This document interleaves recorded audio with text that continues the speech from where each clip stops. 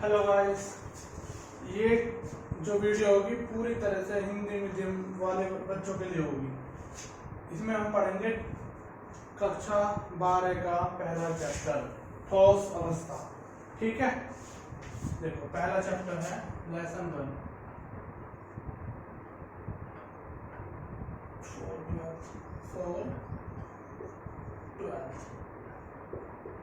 ठोस अवस्था। UP board में एग्जाम में इसमें 3 नंबर का आता है। ठीक है, और ये इम्पोर्टेंट भी चैप्टर है। अब हम जो वीडियो देंगे वो देंगे सबके लिए अलग अलग। हिंदी मीडियम वाले बच्चों के लिए 12th के लिए अलग, 11th के लिए अलग, और एक वीडियो चल रही है IIT नीट वगैरह बच्चों के लिए। ठीक है, उसमें हम IIT के क्वेश्चन लेते हैं। ठीक है, आज हम लेंगे सिर्फ यूपी बोर्ड का लेक्चर वीडियो। ठीक है, नंबर चैप्टर पहला ठोस अवस्था। देखो हमने पहले कितनी बार पढ़ा था, द्रव्य की अवस्थाएं पढ़ी थी। हमने क्या पढ़ी थी? द्रव्य की अवस्था। जैसे जैसे हम बड़े होते गए पढ़ते गए, ज्यादातर हमें पता है कि 3 होती है, लेकिन 3 नहीं 4 होती है। ठीक है, ठोस, द्रव, गैस और प्लाज्मा।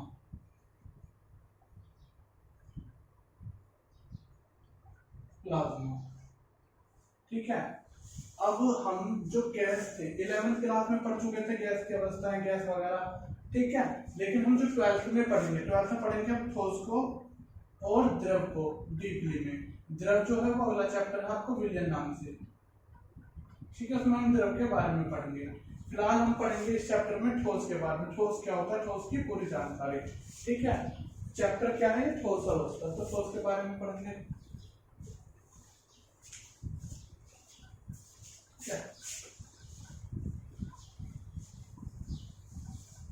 सबसे पहले ठोस होता क्या है? बहुत ज्यादा बार पढ़ा है कि ठोस क्या होता है। ठोस वो होता है जिसके आकृति व आयतन निश्चित होते हैं। ठीक है, अब देखो ठोस का वर्गीकरण। ठोस का वर्गीकरण, जो हमारा ठोस है उसे हमने 2 भागों में विभाजित किया गया है। किस किस में? नंबर 1 क्रिस्टलीय ठोस। क्रिस्टलीय ठोस। एक होता है अक्रिस्टलीय ठोस।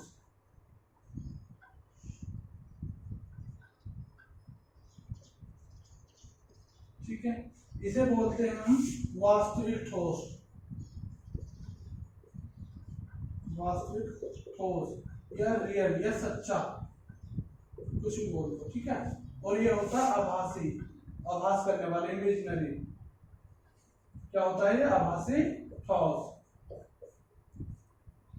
या नकली बोलने को। ठीक है, वर्गों ठोस को कितने भागों में बांटा गया? ठोस को 2 भागों में बांटा जाता है। नंबर 1 क्रिस्टलीय ठोस, नंबर 2 अक्रिस्टलीय ठोस। अब देखो हम इनके बारे में पढ़ेंगे कि क्रिस्टलीय ठोस क्या होता है, अक्रिस्टलीय ठोस क्या होता है। ठीक है, रफ कर दूं या लिख दो पॉइंट?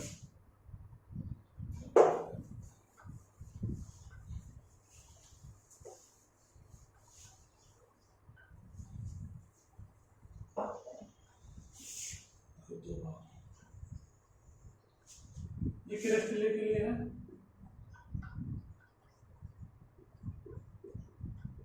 ये होता है अक्रिस्टलीय।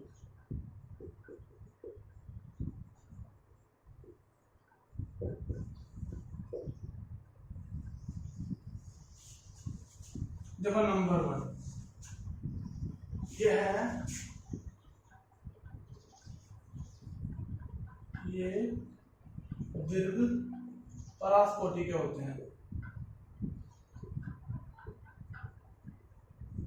कोटि के होते हैं, और ये जो होते हैं ये लघु परासकोटि के होते हैं। कैसे?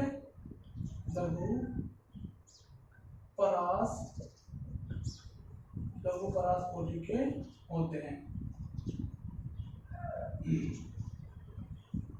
देखो, इन्हें हम बहुत ज्यादा स्ट्रेच कर सकते हैं, मतलब फैला सकते हैं, इन्हें हम इतना नहीं फैला सकते। मान लीजिए जैसे कॉपर ले लिया, कॉपर को हम ज्यादा से ज्यादा फैला सकते हैं। एक्रिलेट को जैसे प्लास्टिक ले ली, उसे हम इतना नहीं फैला सकते। रबड़ हुआ, फैलाएंगे तो टूट जाएगा, लेकिन हम इसे आराम से फैला सकते हैं। नंबर 2,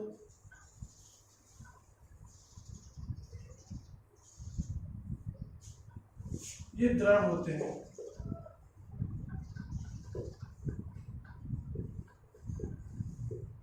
कैसे होते हैं? दृढ़ होते हैं, मतलब ये बहुत ज्यादा कठोर होते हैं। नंबर 2,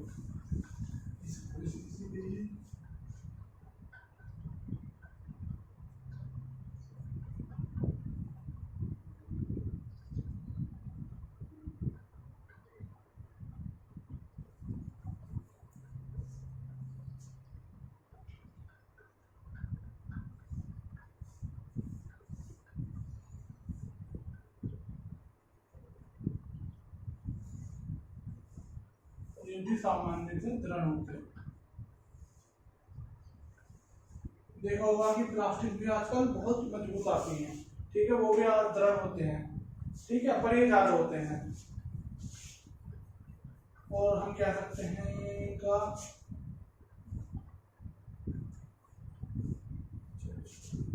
थर्ड पार्ट देखो,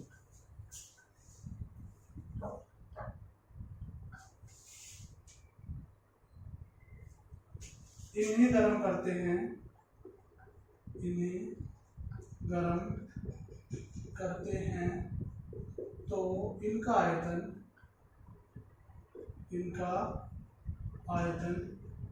तेजी से परिवर्तन होता है।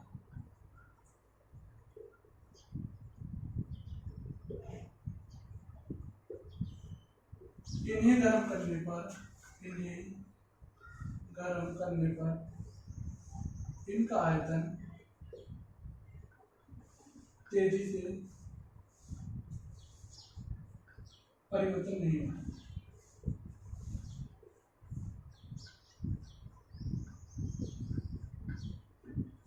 देखो कैसे, हमारे पास ले लिया हमने कॉपर ले लिया, जो कॉपर को हम गर्म करेंगे तो फैलेगा। कोई भी मेटल की चीज जब हम गर्म करेंगे तो क्या करेगी? फैलेगी।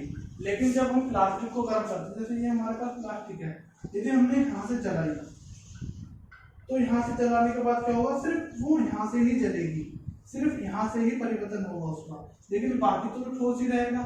जब तक पूरी जो ये जलने की प्रक्रिया है यहाँ तक नहीं पहुंच जाती, तो क्या होता है, जो ये होते हैं ये सारे एक साथ फैलते हैं, और ये क्या होते हैं, बहुत कम तेजी से नहीं फैलते, बहुत मंदे मंदे फैलते हैं, ठीक है।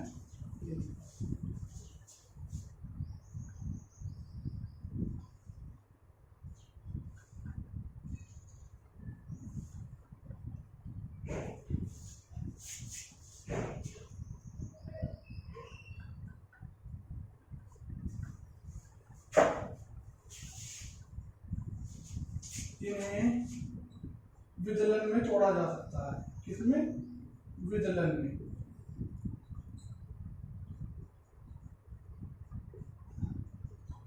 जाता है। जब इन्हें तोड़ते हैं, एक्रिलेट को तोड़ते हैं, तो उनकी तो आकृति टूट जाएगी। यदि हम प्लास्टिक को ऐसे तोड़े तो उनकी तो आकृति टूट जाएगी। इन्हें तोड़ने पर इनकी आकृति में परिवर्तन आता है।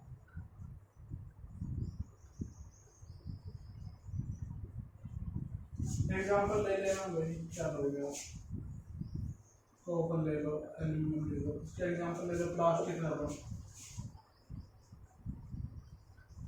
प्लास्टिक, ठीक है, स्क्रीनशॉट ले लो।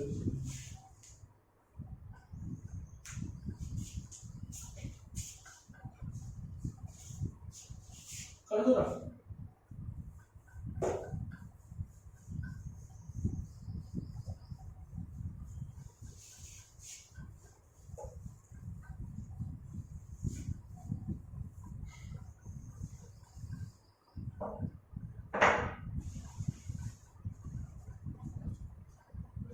देखो, एक ऐसा होता है, एक ऐसा गुण है किसमें, सिलिका में, सिलिका, इसका फॉर्मूला होता है SiO2। जो हमारी सिलिका होती है ना, हेडिंग डाल देना, सिलिका, जो हमारी सिलिका होती है यह क्रिस्टल और एक्रिस्टल दोनों के गुण प्रदर्शित करती है। किसके, तो ये वह है एक्रिस्टल ठोस के।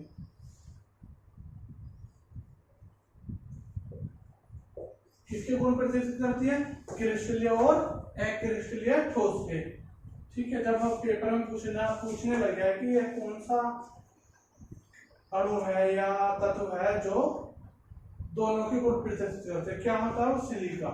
ठीक है, एक तरफ लिख लेना क्रिस्टलीय ठोस, एक क्रिस्टलीय ठोस, नंबर 1। ठीक है, यह जो क्रिस्टल वाला जो होता है, क्रिस्टल वाला जो होता है, यह क्रिस्टल वाला जो होता है, यह प्रकृति में क्रिस्टल के रूप में पाया जाता है, क्रिस्टल के रूप में पाया जाता है। और ये जो होता है, ये चूर्ण के रूप में पाया जाता है, चूर्ण के रूप में पाया जाता है। नंबर 2, इनके जो गलनांक होते हैं, इनके गलनांक, इनके गलनांक उच्च होते हैं, उच्च होते हैं। जो इनके गलनांक होते हैं, इनके गलनांक क्या होते हैं, इनके गलनांक निश्चित नहीं होते। क्या नहीं होते, निश्चित नहीं होते। समझ में आ गए, बस 2 ही लिख लेना, 2 ही बहुत है। कभी कभार पूछ लिया, 1 नंबर में पूछ सकता है, पूछ के जाए। और बाकी एक और है इसका, जो क्रिस्टलीय होते हैं ये वाले सिलिका, ये चतुष्फलक की जो संरचना होती है उसे जोड़ने में काम आता है।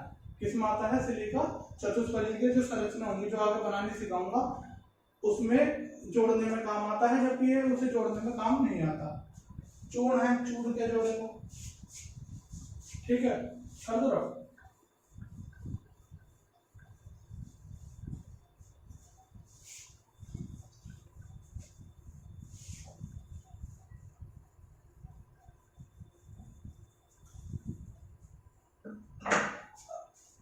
जो आपके साड़ी बना रहा हूं उसमें से MCQ 1 नंबर का था, बहुविकल्पी आता है 1 नंबर का, तो तुम्हें ये याद करनी पड़ेगी कहानी। ठीक है, मैं बना देता हूँ। पहले बता दूं, जो हमारे ठोस होते हैं, क्रिस्टलीय ठोस होते हैं, उनके भी प्रकार होते हैं, जैसे आयनिक ठोस, सहसंयोजी ठोस, आणविक ठोस, धात्विक ठोस या परमाणुक ठोस। ठीक है, तो उनके ऊपर एक सारणी बना रहा हूँ, उसे एक बार पढ़ लेना, बहुत इंपॉर्टेंट सारणी है।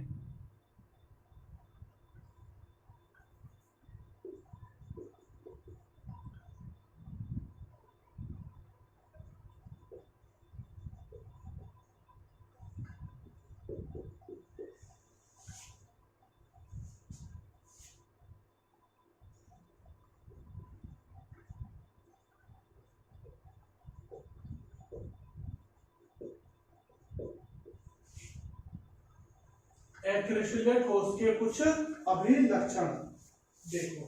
ठोसों के प्रकार, ठोसों के प्रकार,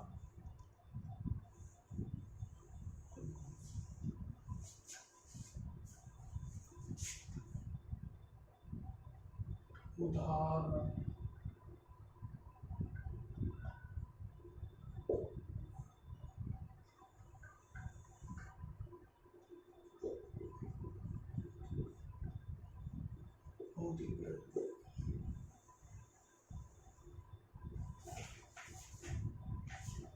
बस ये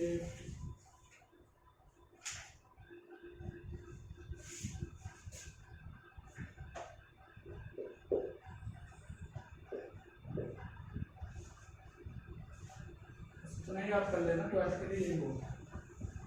नंबर 1 आयनिक ठोस। क्या होते हैं? आयनिक ठोस। आयनिक ठोस का कोई एग्जांपल जैसे याद हो किसी के? ये तो ये इजी सा है, आयनिक ठोस। उसमें पढ़ा होगा 11th क्लास में। तो कौन से? NaCl, KCl। क्या होता है आयनिक ठोस में? NaCl, KCl, CaO, MgO और तुम्हारा ZnS, इस तरह से जो हमारे आयनों में टूट जाते हैं। जैसे एक तोड़ के बता देता हूं मैं। NaCl है, ये कैसे टूटेगा? Na+ और Cl-। MgO, ये कैसे टूटेगा? Mg और O में। ठीक है, लेकिन देखो O पे क्या होता है? -2। ठीक है, इसमें क्या होता है? प्लस, तो सॉरी प्लस Mg, हाँ +2 होता है। ठीक है, MgO में टूटेगा ये। और ZnS ये भी तोड़ दोगे आप। ठीक है, जो आयनों में टूट जाते हैं इस तरह से। समझ में आ गई? आयनिक ठोस क्या होते हैं? इनकी जो प्रकृति होती है वो कैसी होती है? ठोस होती है। कैसी होती है? ठोस। और जो इनके संकट होते हैं ये कैसे होते हैं? धनात्मक और ऋणात्मक। संकटक धनात्मक व ऋणात्मक। ठीक है, एक हो गया। नंबर 2 को बात करते हैं सहसंयोजक।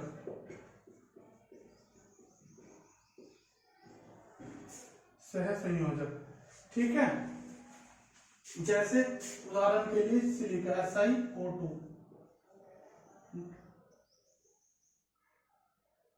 SiC silica carbon. ठीक है, कार्बन, कार्बन का रूप हीरा। ठीक है, कार्बन ग्रेफाइट। ठीक है, ये बहुत ज्यादा मजबूत बंध होता है। ठीक है, कैसा होता है? ये कठोर होता है।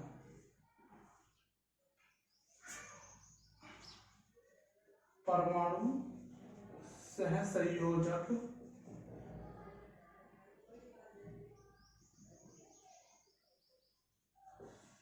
परमाणु सहसंयोजक बंधों द्वारा जुड़े होते हैं।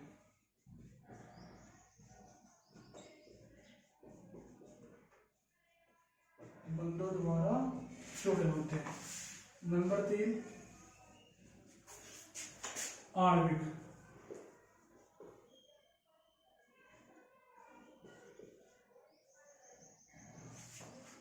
कैसे होता है? ध्रुवीय, सॉरी, ये कैसे होते हैं? ध्रुवीय और अध्रुवीय। पढ़ाऊंगा 12th में, 11th क्लास में पढ़ाऊंगा ध्रुवीय। ठीक है, क्या एग्जाम्पल ले लो, यही है। I2 एसिड, ये सल्फर का रूप होता है। ठीक है, P4, इस तरह से। ये कैसे होते हैं? इनकी प्रकृति जो होती है वो मुलायम होती है। कैसी होती है? मुलायम। नेक्स्ट, पेपर में ज्यादातर यहाँ से आता है इंपॉर्टेंट, ये है धात्विक।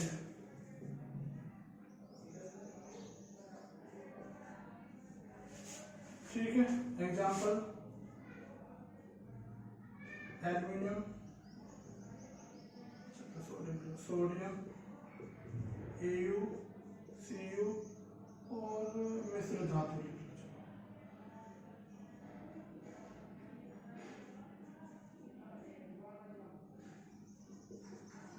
और लिखने चाहूंगा मैग्नीशियम। ठीक है, ये कैसे होते हैं? तन्य होते हैं। ठीक है, और जो कैटायन होते हैं हमारे, कैटायन इलेक्ट्रॉन, कैटायन इलेक्ट्रॉन के समुद्र में डूबे रहते हैं।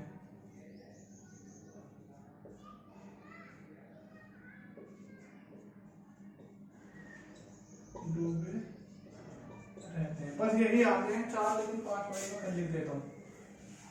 बताऊंगा क्वेश्चन कैसे आते हैं। ठीक है अभी परमाणविक, ठीक है। इनके एग्जाम्पल होते हैं अकेरिया गैसें, ठीक है। और ये होते हैं मुलायम, और ये जो होते हैं परमाणु। देखो एग्जाम पेपर में ऐसे आएगा MgO क्या है, एग्जाम्पल देगा उसमें ऑप्शन आयनिक ठोस, ठोस, कार्बनिक ठोस और धात्विक ठोस, तुम्हें इसमें से आंसर लगाना है, ठीक है। इस तरह से क्वेश्चन आते हैं इन पर, जैसे I2 पूछ लेगा, वैसे ज्यादातर पूछे जाएंगे इन दोनों में से, ठीक है। ये दोनों पता होने चाहिए क्या होते हैं, ठीक है। प्लास्टिक पूछ लेगा कि प्लास्टिक क्या है, तो या तो इनमें से ऑप्शन देगा या फिर तुम उसमें से लिख लेना, क्रिस्टल ठोस होगा इसका एग्जाम्पल।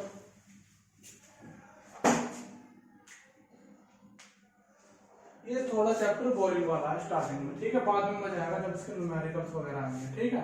लेकिन इसका रिजल्ट इंपॉर्टेंट है, एक क्वेश्चन मिलेगा इसमें से पक्का।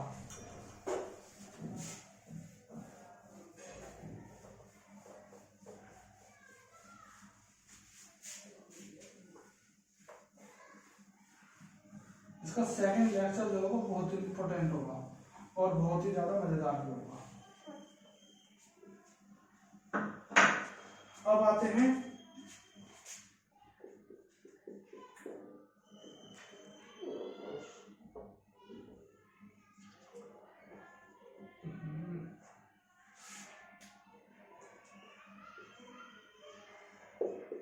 क्रिस्टलोग्राफी। देखो क्रिस्टलों के बारे में जो जानकारी प्राप्त होती है उसे क्या कहते हैं, क्रिस्टलोग्राफी। उसमें हम क्या पढ़ेंगे, उसमें पढ़ेंगे ठोसों की आकृति वह इनके जो कोण होते हैं, आकृति, आयतन, इनके बारे में हम पढ़ेंगे पूरी तरह से, ठीक है। गुणों के बारे में, इसकी संरचना के बारे में अध्ययन करेंगे। ये दो तरह के होते हैं, एक होता है सममिति,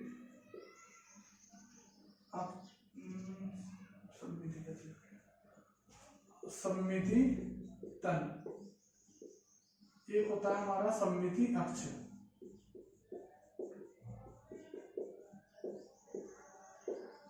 सममिति तल समझ में आ रहा होगा, कोई भी एक 3D डायग्राम बना पहले, क्योंकि 3D में पढ़ना है सारा।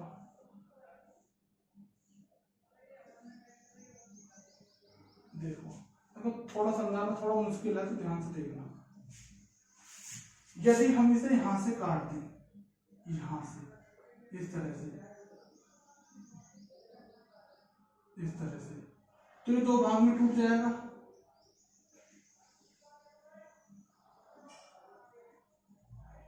ध्यान से देखो, यदि हम यहां से काट दें तो ये दो भागों में टूट जाएगा। तो ये होता है सममिति तल। एक तो हम इसे ऐसे काट सकते हैं, तीन तरीके होते हैं इसे काटने के लिए।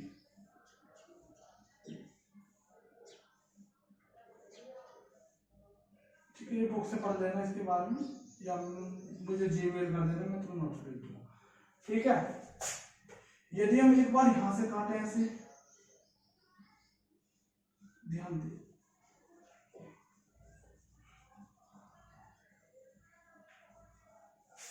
देखो एक बार हम ऐसे काट देते, एक बार ऐसे काट दें, और एक बार हम कैसे काट सकते हैं, टेढ़ा। यदि हम ऐसे काट दें तो इसके सममिति तल ही तो है किसी क्रिस्टल के, सममिति तल, ठीक है। इसके बारे में यदि तुम्हें नोट्स चाहिए तो मेरी मेल कर देना मुझे, मैं भेज दूंगा।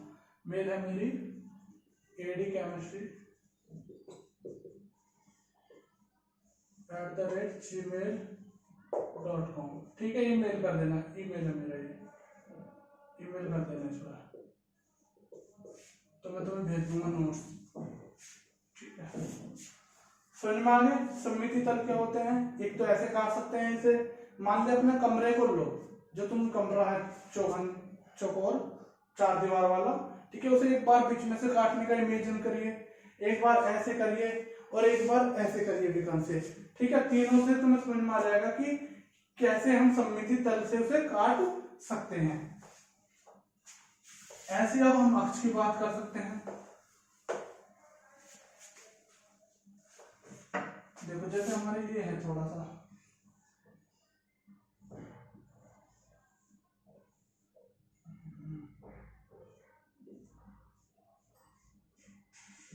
ठीक है।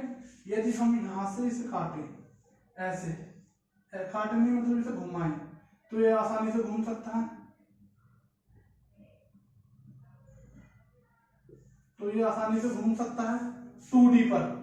बस ये ऐसे और ऐसे घूमेगा। ऐसे से हम 3D मतलब त्रिविम के लिए घुमा सकते हैं, चतुर्थ के लिए भी और छठ के लिए भी। ठीक है, इसके नोट्स में या तो एनसीईआरटी में मिल जाएंगे, उसमें से देख लेना, समझ आ जाएंगे आराम से कि कैसे हम इसे रिमूव कर सकते हैं, इधर से ऐसे इधर से ऐसे। ठीक है, तो इसमें ज्यादा कुछ समझाने वाला नहीं है। ठीक है, इसलिए मैं ऐसे पढ़ा रहा हूँ। ठीक है, जो समझाने का वो इधर ऐसे।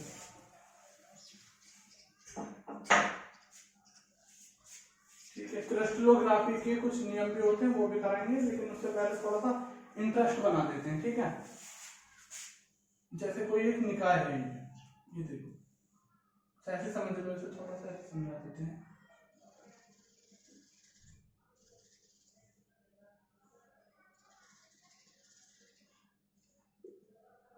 ये होता है हमारा ये वाला एक्स, ये होता है हमारा वाई एक्स, ये मान लो ये है हमारा जेड एक्स।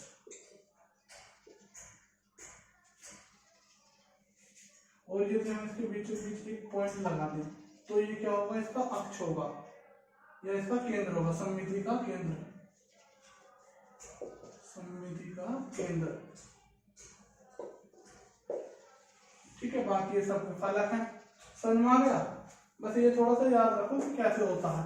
ये कोई हमारे पास निकाय होता है, इसमें ऐसे एक्स होती है, वाई एक्स होती है, जेड एक्स होती है। क्योंकि 3D के बारे में पढ़ रहे हैं, 3D में क्या होती है, 3 अक्ष होंगी, 3 डायमेंशन, 1 अक्ष, 2 अक्ष और 3 अक्ष।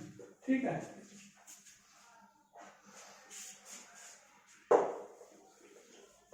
अब अगला टॉपिक है क्रिस्टलोग्राफी के नियम, उसे हम करेंगे नेक्स्ट क्लास में। उससे पहले एक अच्छा सा कंसेप्ट सिखाता हूँ।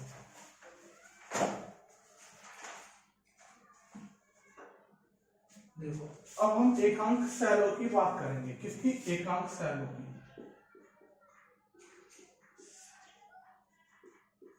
इंग्लिश में बोलते हैं unit cell.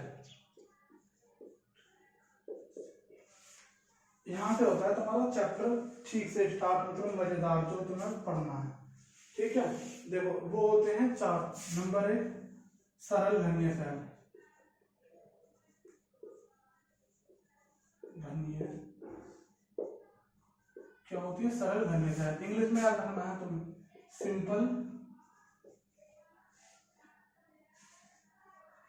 Cubic cell, SC cell,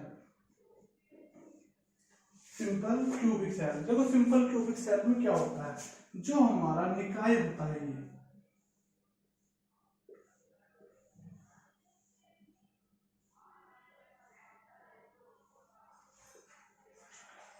ये इसके सभी कोनों पर क्या होता है, सभी कोनों पर होता है ये क्या, सरल घनीय। कितने हैं टोटल? 8। ठीक है, सरल घनीय सेल। ठीक है,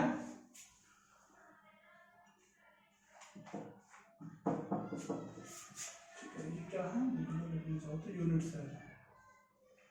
जो हमारे यूनिट सेल होते हैं वो सरल घनीय, जो हमारे यूनिट सेल है वो सरल घनीय सेल के सभी कोनों पर पाए जाते हैं।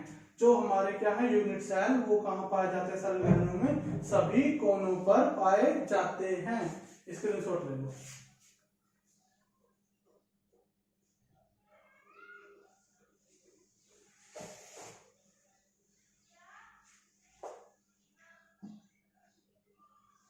नेक्स्ट है तुम्हारा पिंड घनीय केंद्रिक, पिंड केंद्रित cell, body centred cubic cell, body centred cubic cell. ठीक है, देखो बॉडी सेंटर्ड क्यूबिक सेल में क्या होता है,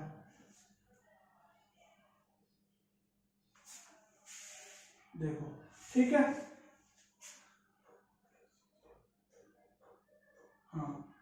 तो इसके जो कोने होते हैं, किसके, किसी भी निकाय के कोनों पर तो एक एक यूनिट सेल पाया ही जाता है, और इसके एक बीच में भी एक यूनिट सेल पाया जाता है। टोटल यूनिट सेल 9 होते हैं इसमें। ठीक है, समझ में आ गए। पिंड ये क्या है, सारे यूनिट सेल है।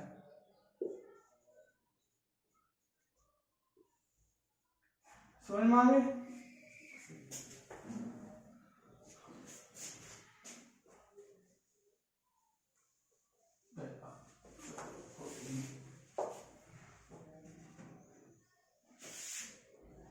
एक होता है फलक केंद्रित cell, FCC, face centred cubic cell. ठीक है, देखो ये क्या होता है, ये भी इस तरह से होता है। अपना कमरा देखो, कमरा सबको इसी 3D डायमेंशन में है। इसमें भी सभी कोनों पर एक एक सेल पाया जाता है, यूनिट सेल पाया जाता है सभी। लेकिन इसमें जो होते हैं आमने सामने के फलक, जो कमरा देखेंगे 1 दीवार 2 दीवार 3 दीवार 4 दीवार, एक नीचे का और एक छत। तो छत ये रही 1 2, आमने सामने की दीवार ये रही, तो नीचे होगी ये होगी ऐसे देखो, और 2 ऐसे होंगी, एक इस तरफ होगा तो एक इस तरफ होगा, सिर्फ आमने सामने 6 होंगे टोटल। तो इसमें फिर यूनिट सेल कितने होते हैं, 6 8 14 यूनिट सेल होती हैं इसमें। ठीक है,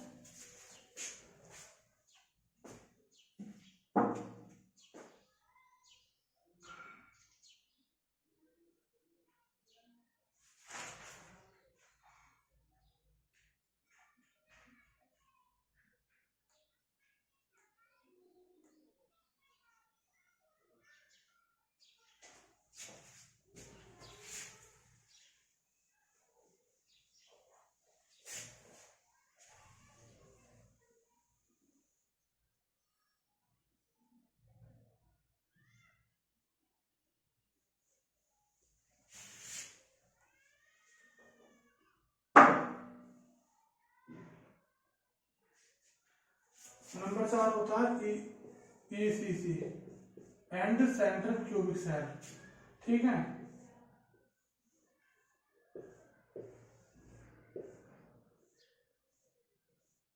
इसके क्या होते हैं, एंड पे होते हैं, सिरों पर होते हैं, एक सिरे इस पर एक सिरे इस पर। ठीक है, ये तो होंगे होंगे सारे।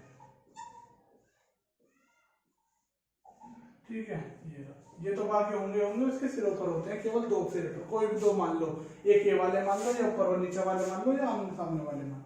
ठीक है, ये होता है तुम्हारा ECC, सिरा केंद्रित, सिरा केंद्रीय क्यूब, हाँ सिरा केंद्रित cell end cubic end central cubic cell. ठीक है, घनीय सेल, घनीय सेल। ठीक है, ये होता है, नोट कर लो। ठीक है, इसका एक टॉपिक और समझा देते हैं। ठीक है, थोड़ा बहुत इस चैप्टर के बारे में तुमको आ जाएगा।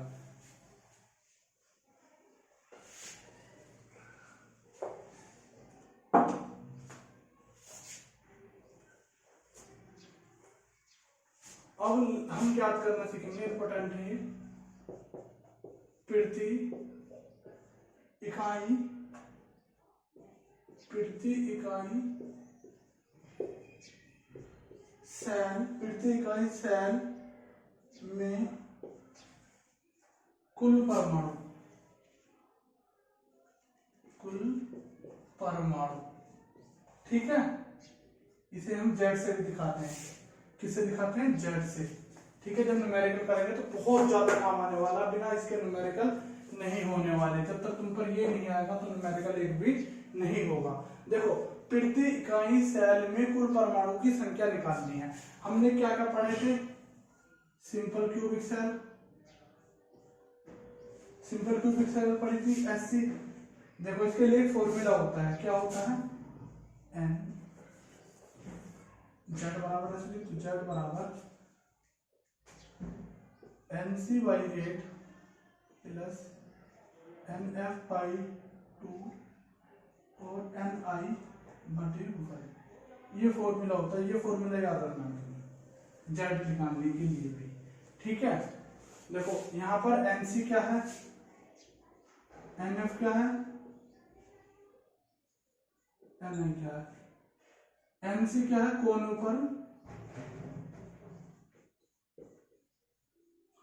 पर इकाई सेल की संख्या, इकाई सेल की संख्या। ये क्या है, फलक, फेस फलक पर इकाई सेल की संख्या। ये क्या है, इसे लिख लो घन के अंतर परमाणु, घन के अंतर परमाणु की संख्या। अंतर परमाणु जैसे फलक पर, मतलब हाँ अंतर परमाणु 1 2, जैसे 2 होते हैं ना, ये दोनों का अंतर बीचों बीच ही।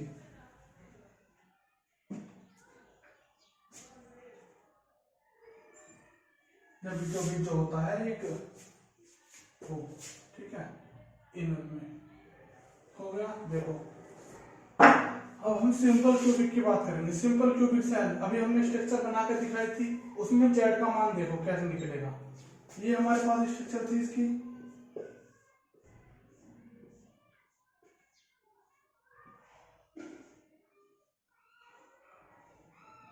ये थी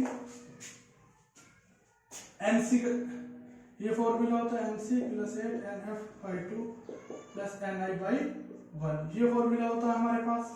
देखो जेड का मान कैसे निकलेगा इसमें, एनसी इसके कोण पर कितने का सेल है, 8/8 प्लस एफ इसके फेस पर कितने हैं, 0/2, और इसके अंदर कितना है, इनर में 0/1। तो ये तो सारे 0 हो जाएंगे, तो 8 एकम 8। तो जेड का मान कितना आता है सिंपल क्यूबिक के लिए, 1 आता है। कितना आता है, 1 आता है।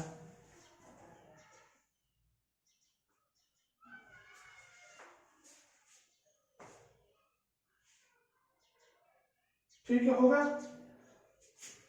स्क्रीनशॉट ले लो।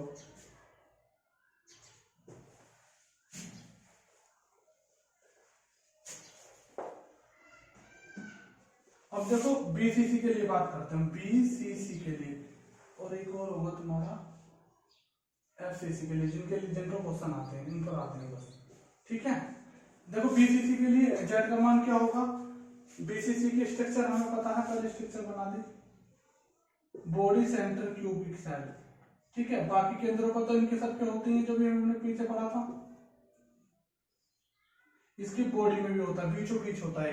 तो इसको फॉर्मूले पे जेड का मान क्या निकलेगा, 8/8, 8 तो सब में है, प्लस फलकों पर है नहीं, फलकों पर 0 हो जाएगा /2। इसके केंद्र में है एक, हाँ 1 है। ठीक है, तो कितना आ जाएगा जेड का मान, इससे इसे काट लेंगे तो 1 + 0 + 1, तो जेड की वैल्यू कितनी आ गई, 2। ठीक है, बीसीसी के लिए निकालना है। एफसीसी के लिए क्या होगा, देखो एफसीसी ये होता है, ये दोनों फेस, इसके फेस और ये दोनों फेस, और बाकी केंद्रों पर तो होंगे मतलब कोनों पर। ठीक है, तो जेड की वैल्यू क्या हो जाएगी, 8/8 प्लस 6/2 प्लस 0/1। इसके बीचों बीच नहीं है, लेकिन इनके केवल फलकों पर है। फलकों पर कितने, 6। ठीक है, 4 8 एकम 8, 1 + 3 दूनी 6 प्लस 0, तो जेड की वैल्यू कितनी आ गई, 4 आ गई। ठीक है, ये इंपॉर्टेंट है, सारे निकालने हमने निकाल दिए। जेड की वैल्यू न्यूमेरिकल्स में काम आएंगे, क्योंकि न्यूमेरिकल्स में जेड की वैल्यू हमें पता होनी चाहिए, तभी हमारे क्वेश्चन होंगे। तो अब जो पेपर में पूछे जाते हैं यही पूछे जाते हैं तीनों। ठीक है, एंड के लिए भी निकाल लोगे आप। एंड के लिए क्या होगा, यहाँ 2 आ जाएगा, 2 और 1 3 बैठ जाएंगे, उसके लिए खुद निकाल देना। ठीक है, स्क्रीनशॉट ले लो।